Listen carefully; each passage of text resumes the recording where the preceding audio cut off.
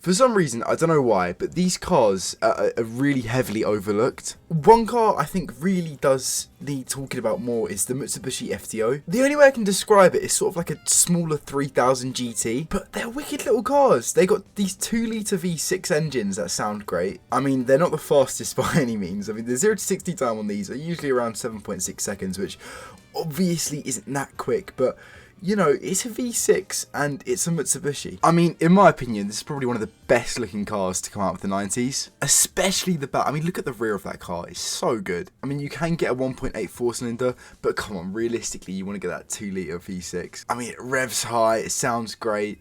And it's honestly, I think it's one of the most underrated cars ever made. I sort of think it looks a little bit like a Mitsubishi GTO or 3000 GT, but it's almost like a mini version. Now, there are a few things you want to look out for before buying one of these cars. The first one is the killer of most old Japanese cars, and that is rust. And the second thing is the rear brakes like to go a bit funny, so look out for that as well. And also the electrics in these cars go a bit weird sometimes, specifically the central locking system.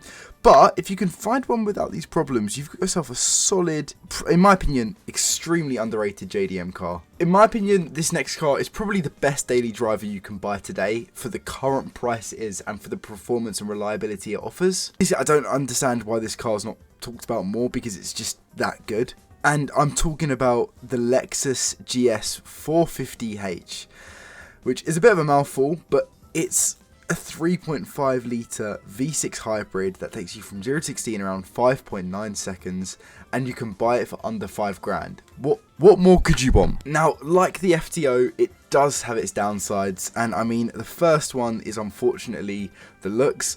I do think these cars aren't the most attractive looking cars in the world. However, what I will say is that is quite a subjective topic. So, I mean, some people might absolutely love the look of this car, but in my opinion, and I think like most other people, it's not the best looking thing in the world. Also, a common issue we're finding with older hybrid vehicles now is the battery in them are starting to die, and replacing this can cost quite a lot of money. But if you can find one that has a battery in good shape and you can get past the looks, you've got yourself a solid car. In my opinion, one of the most underrated cars that has been made in the last 20/30 years. I mean, its performance and reliability are just insane for its time and for the price. Now, this next car holds a very special place in my heart because I came very close to almost buying one of these, and I am talking about the Mark III MX-5, also known as the NC MX-5. Now, in the end, I actually did end up buying an NB MX-5, which is my preferred car, but the NC is very underrated. So a quick fun fact about the NC MX-5 is the 2-litre engines are actually Ford Focus engines, which is a bit odd, and the 1.8's are Mazda engines. And I'm not gonna lie, I feel like this factor turns a lot of people off from buying these cars, because obviously one of the main reasons why you buy a Japanese car is for that bulletproof reliability. But what I will say is the Focus engine is actually extremely reliable. Not only is it reliable, it's also a lot faster than the 1.8. I mean, it's around 2 seconds quicker than the 1.8 engine. So in my opinion, I would rather have the 2-litre, but I understand why people would have the 1.8 because it just has that Mazda reliability, and you're also buying a Mazda with a Mazda engine, not a Mazda with a Ford engine. I mean, I know this is probably the biggest criticism of the new Supra, is that the Mark V Supra has a B58 in it, which obviously is a BMW engine. But like I said before, if you can look past these things, sometimes you can get a really good car for your money. I mean, the NC MX-5 does still like to rust like the other MX-5s, but saying that, you're getting a fantastic handling car that is under $5,000. It is really hard to go wrong with an MX-5, and there is a reason why they're one of the best selling sports car that's ever been made.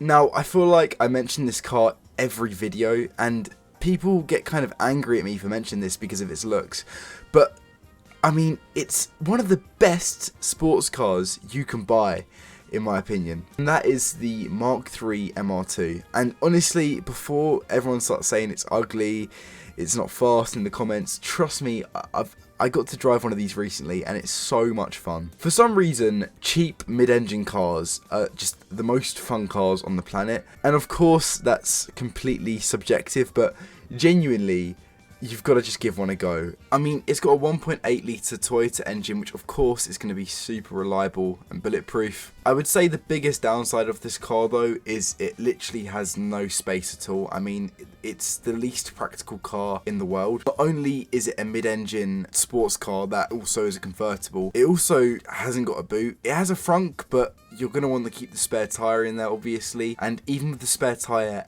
out of that, there's still no space. So yeah, definitely not the most practical car in the world, but such an underrated sports car in my opinion. A couple of cars to quickly mention is the 7th gen Celica. I do think the 7th gen Toyota Celica is a very underrated car. And another one is the Honda Civic Type R or /SI 8th gen. I think the 8th gen Civics are also heavily underrated. It would be good to hear what you think are some underrated JDM cars, or just cars in general that are heavily overlooked. Also, feel free to subscribe. I mean, it is free, so you might as well.